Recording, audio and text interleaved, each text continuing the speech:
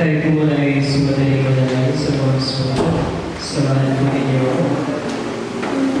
Ang mga banal Diyos na makapagyaya sa lahat sa mga oras na ito, Lord, pinupuri namin. Pinasalamatan ka namin, Lord, dahil sa inyong pong kabutihan, sa inyong pong kadakilaan, Lord, sa buwan buhay ng bawat isa. Lord, salamat sa presensya mo na patuloy na ipinapadama mo sa aming Lord, sa malayang pagkilos mo sa aming kalagitnaan. Dahil, Lord, sa bawat pagpupuri namin, ikaw, Lord, ay nagkakanasan na naramdaman sa aming mga buhay. Lord, sa oras na ito, kung paano po pinagpala din ang isa ng mga naglagyog ito ng iyong gawain, sa madalangin po namin, Lord, na higit na pagpalain niyo ang pag-aaral po namin ng inyong mga salita. Ikaw, Lord, ang siyang malayang kumilos sa aming kalagitnaan. Magsalita, O Lord, ano man ang nais mong ipaabot sa bawat isa po sa amin, na mensahe ko, Lord, sa ako po ito. Gamitin niyo lamang po ako na daluyan ng iyong pagpapala, gawin maging karapat-dapat po ako, Lord, sa iyong pong naharapan sa pagpapahayag ng iyong pong mensahe, Lord, sa oras na ito. Dahil, O Lord, buksan mo ang pangunawa ng bawat isa po sa amin upang magbuksan namin maunawaan at maintindihan ang iyong pong mga salita namin pong pag-aaralan. At sa oras na ito, Lord, naalis mo ito sa akin, gawa ng kaaway sa pangalan ni Jesus. Kayo naman sa Espiritu ang magbibigyan lang sa gawain ito, kaya may pinapalaya sa pangalan ni Jesus. Sa pangalan ni Jesus. Lord, maraming salamat. Dahil, Lord, huwag mong hayaan na matapos ang iyong pong gawain na wala pa kaming natututunan sa iyong mga buhay na salita. Lord, ibigay mo dahil ang katanungan, kaalaman na nagpumula po sa iyo at aming maipabuhay ang aming pong mag-aaralan sa hapon po. Lord, salamat. Ito po aming sa dalangin. In Jesus' name, amen.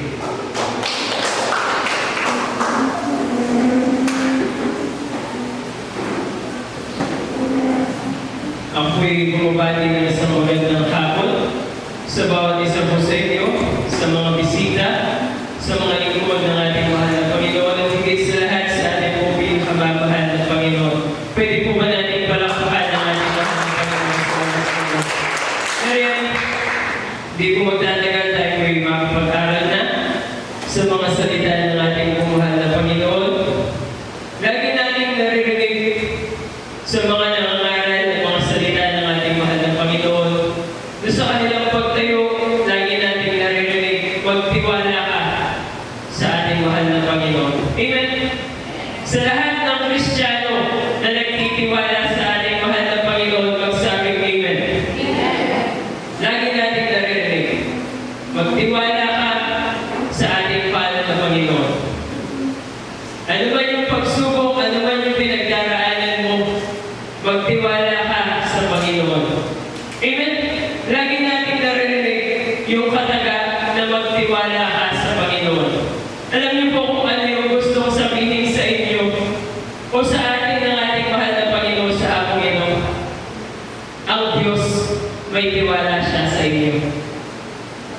Kung lagi natin naririnig na tayo kailangan natin magtiwala sa ating mahal na Panginoon sa hapon na ito, ang Diyos may tiwala siya sa iyo.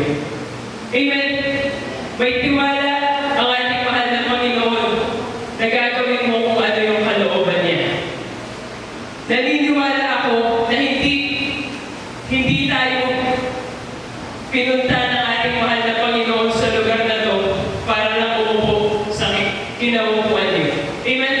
Hindi tayo tinawag, hindi tayo pinili ng ating mahal na Panginoon sa dinami-rami ng mga tao sa magagababaw na to para lang umupo ka dyan sa isang tabi. Manood sa mga nagpupuri, hindi ko. Lahat tayo may kanya-kanyang pagkatawag ang ating mahal na Panginoon sa bawat isa sa atin. Amen? Marahil yung iba tinawag ng ating mahal na Panginoon bilang malulugtong, bilang mga awit, bilang mga ngaral, bilang tagatulong sa gawain, bilang taga-bahagi ng mga salita ng ating mahal na Panginoon sa ibang tao. Lahat tayo may kakayahan na ibinigay sa atin ng ating mahal na Panginoon. Alam niyo kung bakit binigyan tayo ng ating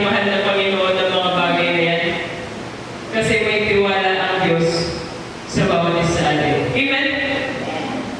Ang tanong, ginagawa ba natin yung ipinag-uutos sa atin ng ating mahal na Panginoon?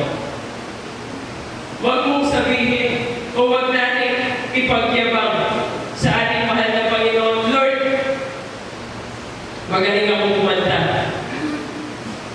Kahit hindi ako maglingkod sa iyo, hindi mawawala yung ganda ng boses ko. Lord, magaling akong tumugtog ng instrumento bago pa ako nakakilala sa iyo. Kahit hindi na ako magpatuloy sa paglilingkod sa iyo, hindi mawawala yung talento ko. Lord, marami akong pera. Pwede na akong mag-retire sa aking trabaho.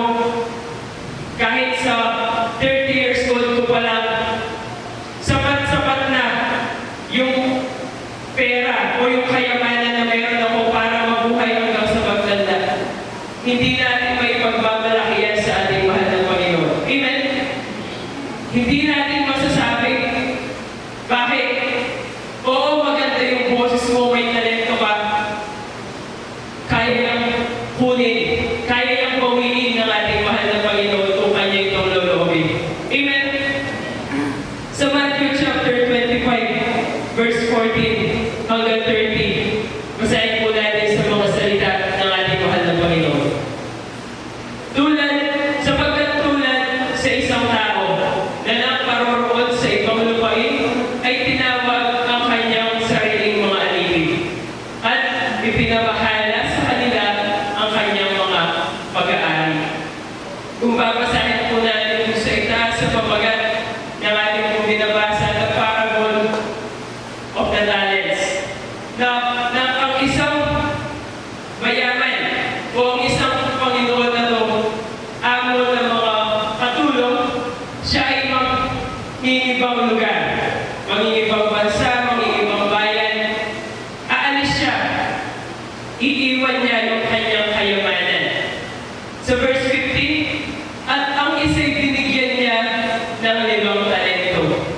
At ang isa'y 2, at ang isa'y 1. Sa bawat isa'y ayon sa kanikan niya, at siya'y yumaon sa kanyang paglalakbay.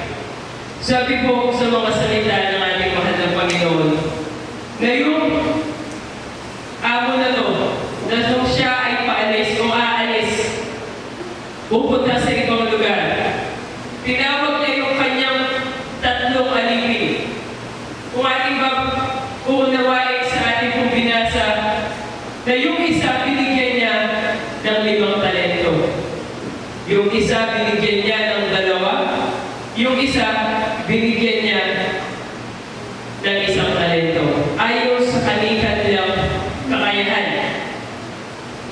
Verse 16, ang tumanggap ng 5 talento pagdakay yumaon at ipinangalakan niya ang mga iyon. At siya'y nakinabang ng 5 talento. Verse 17, sa gayon din paraan, ang tumanggap ng 2 ay nakinabang ng ibang 2 pa. Datapwat, ang tumanggap ng 1 ay yumaon at humukay sa lupa at itinago ang salapi ng kanyang Panginoon. Sa ating pong binasa, iba-iba yung ginawa ng 3 alipin na to. Yung isa na nakatanggap sa kanyang Panginoon, ginawa niya, ginamit niya. Ginamit niya yung 5 talento na ibinigay sa kanya ng kanyang Panginoon at nagbunga. Nadagdagan yung 5 ng panibago 5 pa. Ibig sabihin, dumoble. Naging 10 yung talento na kanyang hawak-hawak. Yung pangalawa na binigyan ng 2 talento, gano'n din yung kanyang ginawa. Ginamit niya, pinangalakan niya, at yung 2 dumoble. Na yung 2 talento na nasa kanya,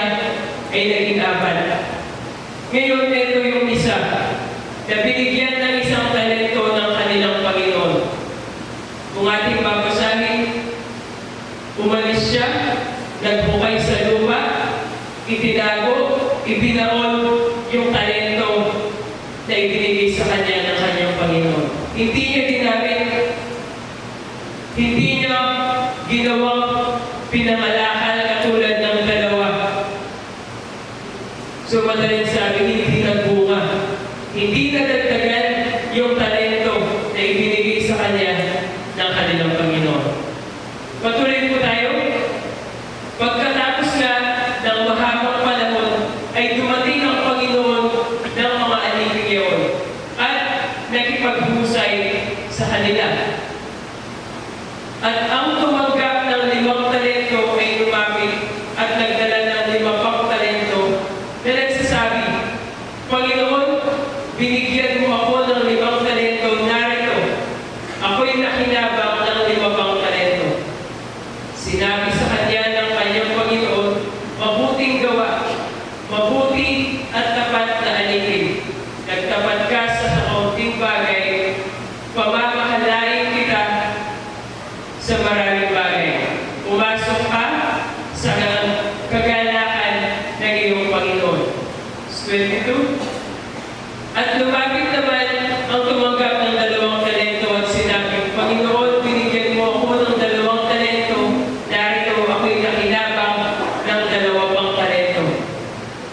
Sinabi sa kanya ng kanyang Panginoon, mabuting gawa, mabuti at tapat na alipin, nagtapat ka sa kaunting bagay, mamamahalain kita sa maraming bagay. Pumasok ka sa kagalakan ng iyong Panginoon. At lumapit naman ang tumanggap ng 1 talento at sinabi, Panginoon, nakikilala kita na ikaw ay taong mapagmatigas na gumagapas ka doon sa hindi mo hinasagan at nagkaani ka doon sa hindi mo sinabugan. At ako'y natakot at ako'y yumaon at aking itinago sa lupa ang talento mo. Verse 26, narito, nasa iyong sarili. Datapwat sumagot ang kanyang Panginoon at sinabi sa kanya, ikaw na aliping masama at tamad, nalalaman mo ako'y gumagapas sa hindi ko hinahasikan at nag-aani doon sa hindi ko sinabugan. 27, gayon ko alay, ibinigay mo sana ang aking salapi sa nagsisipangalakan ng salapi at nang sa aking pagdating ay tinanggap ko sana ang ganang aking pati ng pakinabang. Alisin nga ninyo sa kanya ang talento at ibigay ninyo sa may 10 talento sapagkat ang bawat mayroon ay bibigyan. At siya'y napagkakaroon ng sagana, ngunit ang wala, pati na ng nasa kanya ay aalisin sa kanya. Verse 30, ang mga aliping walang kabuluhan ay inyong itapon sa kadiliman sa labas, diyan na nga ang pagtagis at ang pagngangaling ng mga ngipin. Pagpalain ng ating mahal na Panginoon, ang kanyang mga buhay na salita, na kung ating naunawaan, ang ating pong binasa, napakinggan ng mga salita ng ating mahal na Panginoon. 2 klase ng tao ang ating mababasa sa mga alipin na ito. Yung isang klase ng alipin, yung masipag, na binigyan ng talento, ipinangalakan, dumoble ng kanilang talento na ibinigay sa kanila ng kanilang Panginoon. Ngunit yung isang klase ng alipin, siya'y tamad, siya'y natatakot na gamitin yung talento na ibinigay sa kanya ng kanyang Panginoon. Ibinaon sa lupa, hindi ginamit, hindi pinalago, hindi nadagdagan. Anong sabi ng Panginoon sa kanya? Tanggalin, alisin yung talento na nasa kanya at ibigay doon sa may 10 talento. Ang Panginoon ang siyang nagbigay. Ang Panginoon ay may kakayahan na tanggalin yung talento na ibinigay sa iyo. Even kung hindi mo ito gagamitin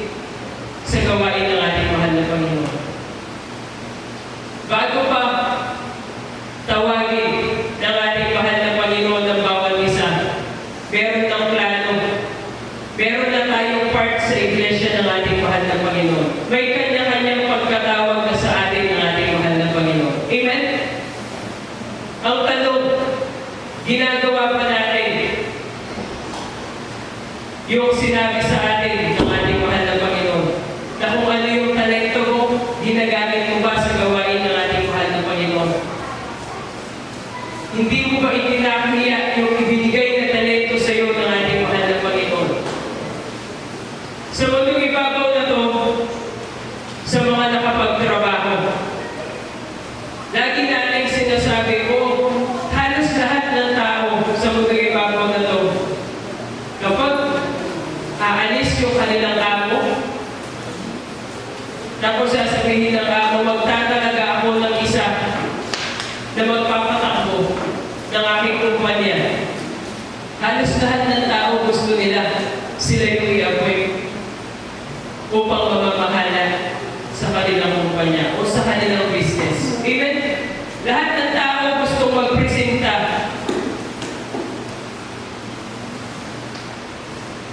Boss, sana ako. Boss, sana ako yung piliin mo na mamamahala, na magpapatakbo ng business mo. Gagawin ko ang lahat para mapalago yung kumpanya, yung business. Lord, Panginoon, sana ako yung piliin mo. Boss, sana ako yung piliin mo. Kasi alam ko yung kakayahan ko kesa sa kakayahan ng ibang tao, kesa sa kakayahan ng ibang mga empleyado. Boss, sana ako yung piliin mo. Ganyan yung tao sa mundong ibabaw na to. Gusto nila sila yung ma-promote, gusto nila yung sila yung pagkatiwalaan. Pero tayo mga Kristiyano, ano yung sa atin? Kapag binigyan tayo ng task o ng katungkulan ng ating mahal na Panginoon, ano yung sagot natin? Lord, bakit ako? Kung sa mundo, gusto nila, Boss, sana ako. Pero pagdating sa Panginoon, Panginoon, bakit ako? Ang dami-daming mga tao, ang daming mga Kristiyano sa loob ng iglesia, Lord, bakit ako? Ganyan po ba tayo ng mga Kristiyano na kapag binigyan tayo ng katungkulan ng ating mahal na Panginoon, imbis na, Lord, thank you. Kasi pinagkatiwalaan mo ko. Lord, thank you kasi sa dinami-rami ng mga Kristiyano, ako yung napili mong gamitin. Ganun ba yung sinasabi natin sa ating mahal na Panginoon? O kapag natanggap natin yung salita ng ating mahal na Panginoon o yung pinag-uutos niya sa atin, lagi natin sinasabi, bakit ako? Lord, iba naman. Lord, siya naman. Total, mas magaling siya sa akin. Ganyan po ba? Ganyan po ba tayo bilang isang Kristiyano? Sana hindi. Sana kapag may pinapagawa ang ating mahal na Panginoon, nagpupunahan pa tayo para piliin ng ating mahal na Panginoon. Para sundin yung kalooban ng ating mahal na Panginoon. Amen? Amen? Wala na po ba akong kausap? O bakit ganito naman ito? Nanilermon? Hindi laging pagpapala. Hindi laging maganda yung maririnig natin sa mga itinatayo ng ating mahal na Panginoon.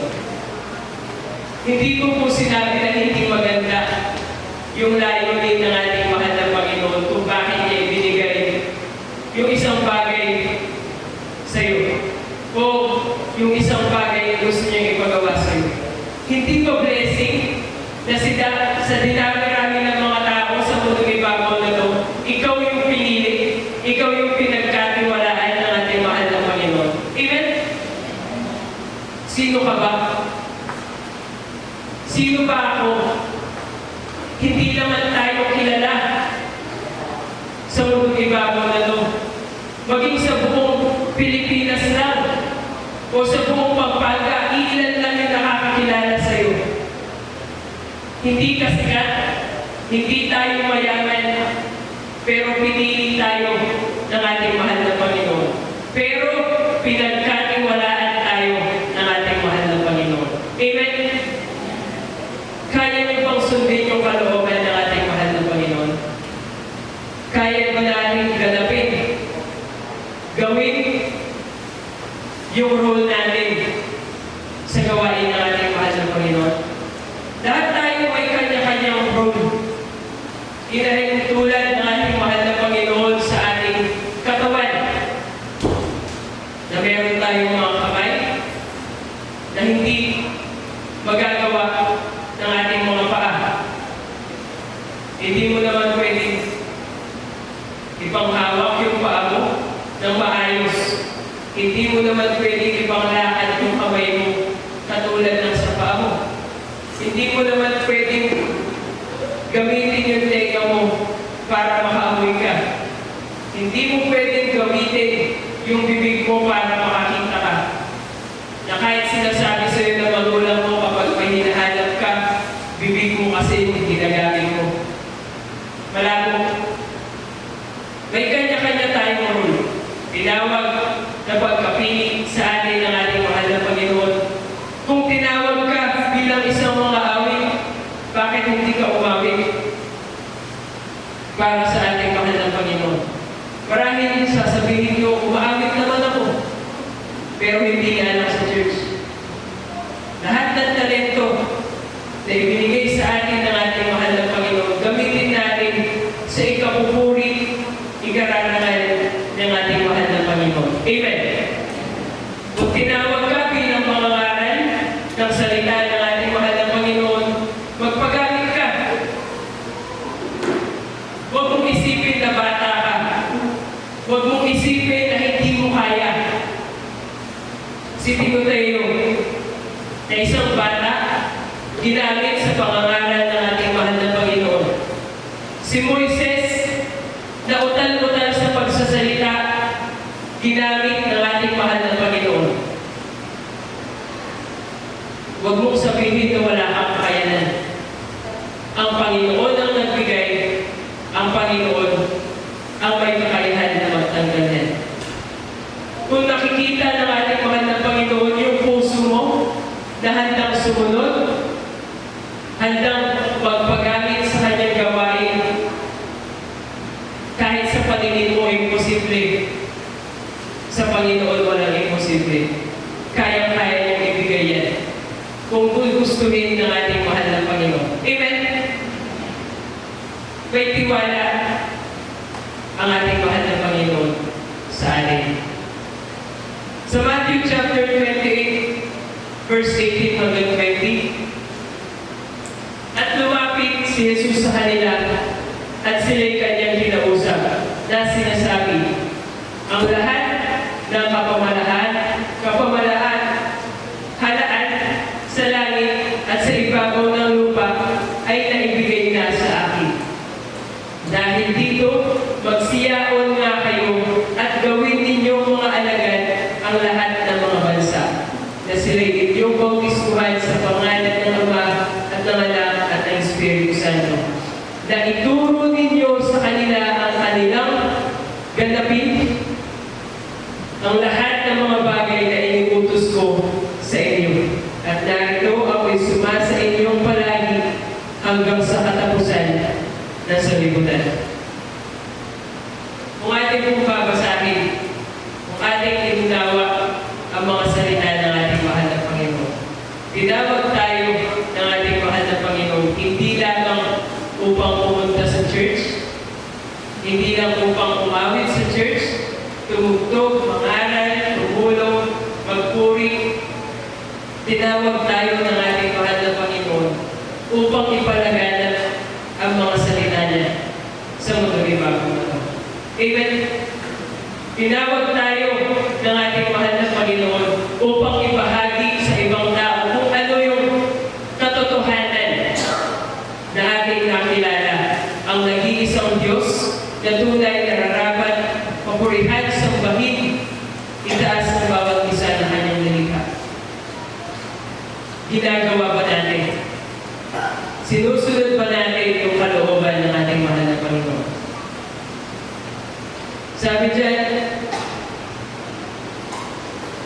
Tumayo kayo. Gawin ninyong mga alagad ang lahat ng tao. Ibahagi ninyo ang kanyang mga salita. O marami pang mga upuan sa mga oras na ito na bakante. Hindi magkakaroon ng uupo dyan kung hindi tayo kikilos. Amen? Amen? Kung walang magtatanim, walang mag-aani. Kung walang mag-ahayo, walang mag-i-invite, walang mai-invite. Kung walang Kristiyano na nag-ahayo, nagbabahagi ng mga salita ng ating mahal na Panginoon, hanggang ganyan na lang yung bilang natin. May tiwala ang Diyos sa atin na ating ibabahagi ang kanyang mga salita sa ibang tao. Amen? Utos yan ng ating mahal na Panginoon sa bawat isa. Huwag nating hayaan na sasabihin sa iyo ng ating mahal na Panginoon sa kanyang pagbabalik, ikaw na tamad. Na kung ano yung nabasa natin doon sa binigyan niya ng isang talento, masakit bang pakinggan mula sa ating mahal na Panginoon? Ikaw na tamad, na anipin, tanggalin ninyo ang talento na nasa kanya, ibigay sa 10, at itapon siya sa labas, kung saan yung pagtangis, yung pagngangalit ng mga ngipin, kaparusahan, yung naghihintay doon sa anipin na tamad na hindi niya ginamit yung talento na ibinigay sa kanya ng kanyang Panginoon. Tayo, sana gamitin natin o ipalaganap natin sa mundong bago na ito yung mabuting balita, yung kaligtasan na inaalok ng ating mahal na Panginoon sa bawat isa. Maaasahan ba tayo ng ating mahal na Panginoon upang ibahagi sa mga ibang tao na hindi pa nakakilala sa Kanya ang Kanyang mga salita? Hindi tayo inutusan ng ating mahal na Panginoon kung wala siyang tiwala sa atin. Amen? Hindi ipapagawa ng ating mahal na Panginoon ng isang bagay kung hindi mo ito kayang gawin. Amen? May tiwala ang ating mahal na Panginoon sa bawat isa. Alam niya na kaya nating humayo, mag-invite ng marami pang mga tao upang marami pa tayong mailapit sa ating mahal na Panginoon. Huwag tayong makontento na iilan pa tayo sa oras na ito. 30, 40, huwag natin hayaan na ganyan na lang yung bilang natin sa lugar na ito. Napakalaki ng barangay na ito. Napakalaki ng mabalahan. Pero iilan pa lang tayo sa lugar na ito. May tiwala ang ating mahal na Panginoon sa atin. Kaya niya itinayo ang kanyang iglesia sa lugar na ito upang marami pang mga tao na makakilala sa Kanya. Amen? Tiwala ang ating mahal na Panginoon sa atin. Huwag nating hahayaan na masira yung tiwala ng ating mahal na Panginoon sa atin. Ang ating mahal na Panginoon, hanggat kaya niya, nagtitiwala siya sa atin. Kung alam naman niya na kaya natin gawin yung kanyang ipinapagawa. Sa Jonah chapter 1, basahin po natin sa mga salita ng ating mahal na Panginoon. Ang salita nga ng Panginoon ay dumating kay Jonas na anak ni Amitay na nagsasabi, bumangon ka, umaron ka sa Ninive, sa malaking bayang iyon, at humiyaw ka laban doon, sapagkat ang kanilang kasamaan ay umabot sa harap mo. Ngunit si Jonas ay bumangon upang tumakas na patungo sa Tarsis mula sa harapan ng Panginoon. sa mga salita ng ating mahal na Panginoon. Nangusap ang ating mahal na Panginoon kay Jonas. Sabi niya, pumunta ka sa lugar ng Ninive. Humiyaw ka o mangaral ka laban sa mga tao na nandoon. Kasi ang kanilang kasamaan ay gumamot na sa harap ko. Doon matanggap ni Jonas yung mensahe ng ating mahal na Panginoon sa kanya. Bumangon naman. Agad namang bumangon si Jonas. Ngunit hindi upang sumunod, kundi upang tumakas. Tumakas sa harapan ng ating mahal na Panginoon. Tumakas sa ipinapagawa sa kanya ng ating mahal na Panginoon. Kung kayo ang uutusan ng ating mahal na Panginoon, kung tayo yung uutusan ng ating mahal na Panginoon, na pumunta ka sa lugar ng Ninive, pangaralan mo lahat ng mga tao na nandoon kasi ang kanilang kasamaan ay umabot na sa harapan mo. Ano kaya yung gagawin natin? Sa atin lang, tayo lang mag-isa yung sinabihan ng ating mahal na Panginoon. Ano po kaya yung gagawin natin? Na isipin natin yung mga tao sa lugar ng Ninive na ating papangaralan ay mga masasamang tao. Kung iisipin na lang natin sa kapanahonan natin ngayon, pumunta ka sa bilangguan, mangaral ka ng mga salita ng Panginoon, na alam mo sa sarili mo na yung mga tao na nandoon, merong mga walang kasalanan, pero marami din yung mga masasamang tao na nandoon. Mga pumatay, iba't iba yung kanilang mga kaso. Ano kaya yung sasabihin natin sa ating mahal na Panginoon?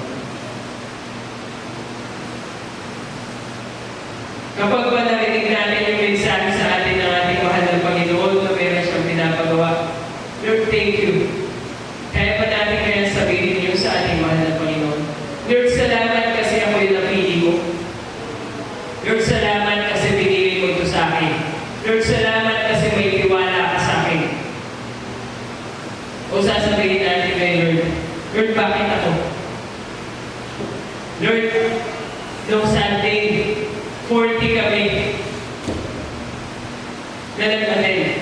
Lord, bakit sa 40 na nag-attend, bakit ako yung pinili mo? Lord, bakit mo sa akin yan ibinigay? Lord, bakit mo sa akin yan pinapagawa? Kaya dyan naman si Pastor. Kaya dyan naman yung mga magagawa. Lord, bakit ako? Ganyan kaya yung maririnig ng ating mahal na Panginoon mula sa atin. Sana hindi. Si Jonas, nung marinig niya yung utos sa kanya ng ating mahal na Panginoon, nagmadali siyang bumangon upang tumakas sa ipinag-uutos sa kanya ng ating mahal na Panginoon. Ngunit, iba yung plano ng ating mahal na Panginoon na kahit takasan mo, kung doon ka ipinalaga ng ating mahal na Panginoon, yun at yun din yung masusunod. Amen? Na kung babasahin natin yung kasaysayan ni Jonas, na nung siya ay sumakay ng barko, hindi papuntang Ninive, kundi papuntang Tarsis, upang lumayo sa ipinag-uutos sa kanya ng ating mahal na Panginoon. Hindi sila pinayapak ng ating mahal na Panginoon. Si Jonas lang ang may kasalanan sa ating mahal na Panginoon. Pero buong o lahat ng mga tao na nakasakay sa barko, dumanas ng paghihirap mula sa ating mahal na Panginoon. Bakit? Habang sila'y naglalakbay, andyan yung malalaking alon. Hindi nila alam kung ano yung kanilang gagawin. Pero itong si Jonas,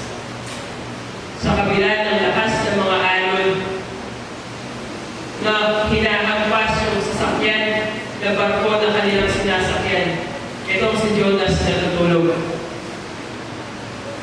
Ginising nila, sinabi nila, lumalangin kayo sa kanilang nilang mga Diyos niyo, baka sakaling pahintuin yung bagyo, yung alon. Kasi natatakot na sila. Alam ni Jonas sa kanyang sarili na siya yung may kasalanan kung bakit niya nararanasan yung bagay ngayon sa oras na yun. Hindi natin masisi si Jonas kasi nga siya lang mag-isa.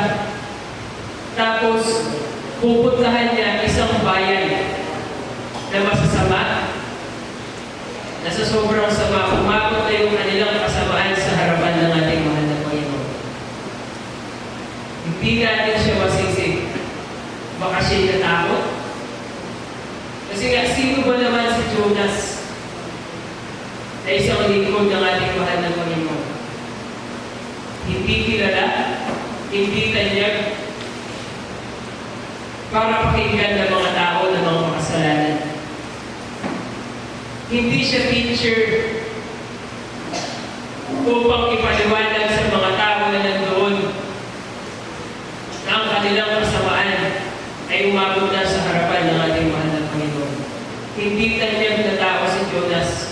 Kaya siguro sa tingin niya, wala siyang magagawa sa ipinag-uutos sa kanya ng ating mahal na Panginoon. Kaya imbis na sumunod, siya'y tumakas. At nung oras na to, na sinabi ni Jonas, itapon ninyo ako sa dagat. Hihinto yung bagyo, hihinto yung alon, papayapa ang lahat. Nung oras na yun, na yung mga tao, itinapon si Jonas sa dagat, naging maayos ang lahat. Ngayon, nung pagtapon sa kanya, walang bangka, walang barko na naghihintay kay Jonas na kanyang masasakyan patungong Ninive. Hindi lumakoy si Jonas papuntang Ninive. Ginamit ng ating mahal na Panginoon ang isang malaking isda na malagi si Jonas sa loob ng tiyan ng malaking isda sa loob ng 3 araw. Ay imposible. Pero sa Diyos, walang imposible. Amen. Kung siguro kayong tatanungin ko sa oras na to, hindi nyo alam yung patungong Ninive. Amen. Pero yung isda na ginamit ng ating mahal na Panginoon, alam niya yung direksyon patungong Ninive. Kaya walang imposible sa ating mahal na Panginoon kung kanyang lulubin ang lahat ng mga bagay. Amen. Kaya sa madaling sabi, ito na, niluwala ng malaking isda si Jonas. At nung pagkaluwa, Ninive na. Ito na yung ipinag-uutos sa kanya ng ating mahal na Panginoon. Ito na yung task na ibinigay ng ating mahal na Panginoon upang kanyang ganapin, upang kanyang sundin, gawin sa kanyang buhay na mangaral sa lugar ng Ninive. Marahil, iisipin natin na wala tayong magagawa. Ano man yung nararanasan natin sa oras na to, akala ko wala kang magagawa. May tiwala ang ating mahal na Panginoon na kayang-kaya mo yung nagpasan. Amen? Na kayang-kaya mo yung gawin. Ano man yung ipinag-uutos sa iyo ng ating mahal na Panginoon sa oras na to. Ano yung pinag-aaralan mo natin? Kung lagi natin naririnig sa mga nangangaral na magtiwala ka sa Panginoon, ano yung mensahe ng ating mahal na Panginoon? Ang Diyos, may tiwala siya sa iyo. Napakasarap pakinggan na kapag ang isang tao sa mundong ibabaw na ito may tiwala sa iyo. Amen? Gusto natin lahat ng tao may tiwala sa atin. Pero kapag yung nag-iisang Diyos ang nagtiwala sa atin, nagbigay ng mga bagay, Lord, bakit ako?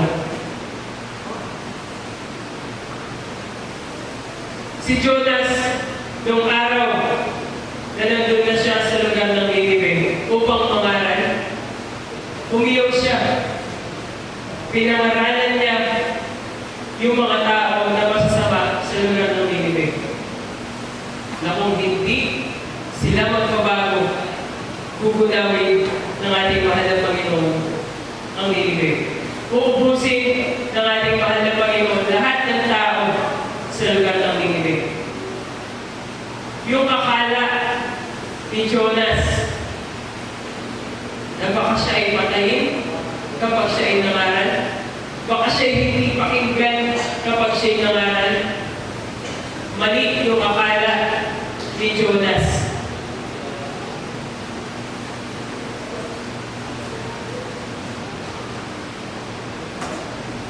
Ano yung nangyari? Lahat ng tao sa lugar ng Ninive, nung oras na marinig nila yung pangangaral ni Jonas sa kanila, sila'y nagbago. Sila ay humingi ng tawad, nagpakumbaba sa harapan ng ating mahal na Panginoon upang huwag silang patayin, upang huwag lipunin ng ating mahal na Panginoon ang lugar ng Ninive.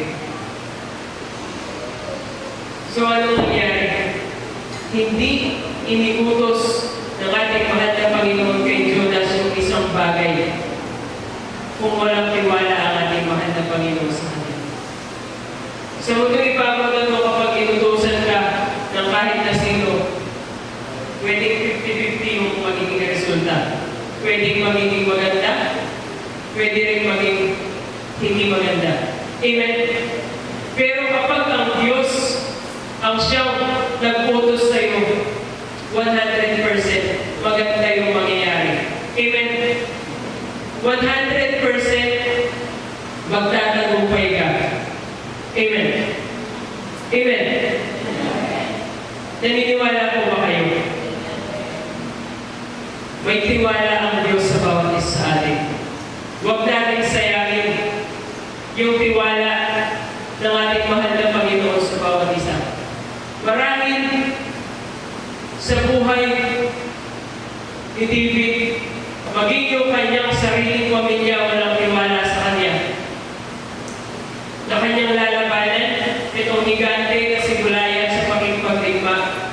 Walang tiwala ang kanyang pamilya sa kanya. Maging yung kanyang kuya na yung kanilang panganay na kapatid, hambog ka, mayabang ka. Yun yung natanggap ni David mula sa kanyang pamilya. Pero hindi nila alam yung kalooban ng ating mahal na Panginoon. Dahil hindi nila alam, pero nag-iisang Diyos na nagtitiwala sa kakayahan ni David. Amen? Naniniwala, may tiwala ang Diyos kay David na kaya niyang patumbahin, kaya niyang talunin si Goliath. Marahil sa mga oras na ito, merong mga Kristiyano na dumaranas ng kapagsubukan o sinasabihan ng kanilang mga kaibigan o ng mismong pamilya nila na wala kang mararating sa buhay. Hindi mo yan kaya. Hindi sapat yung kakayahan mo para makuha mo yung isang bagay na yan. Marahil maraming tao na walang tiwala sa iyo. Pero ang Diyos, sinasabi niya sa oras na ito, may tiwala siya. Buong-buo yung tiwala ng ating mahal na Panginoon sa inyo sa oras na ito. Naniniwala po ba kayo? Na ano man yung pinagdaraanan niyo ngayon, bagamat may pagsubok kayo ngayon, may tiwala ang Diyos na malalagpasan niyo yung bagay na yan. Amen? May tiwala ang Diyos sa bawat isa, hindi niya ibinigay ang bagay na yan kung hindi mo yan makakayanan. Sabi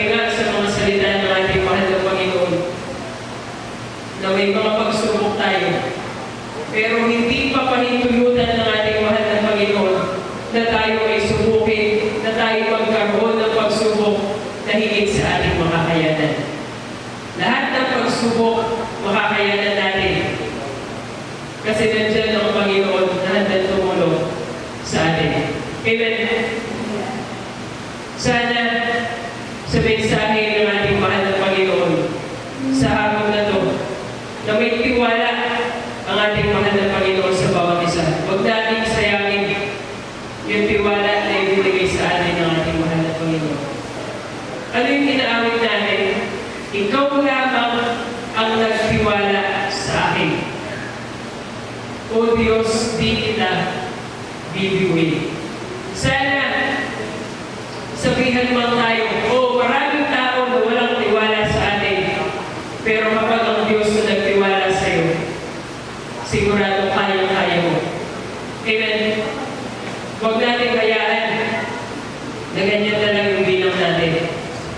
May tiwala ang Diyos na kaya natin palagawin yung kanyang iglesia sa lugar na ito. Huwag mong hayaan na andyan ka na lang nakaupo. May tiwala ang Diyos sa iyo na gagamitin mo yung talento na ibinigay niya sa iyo. Amen.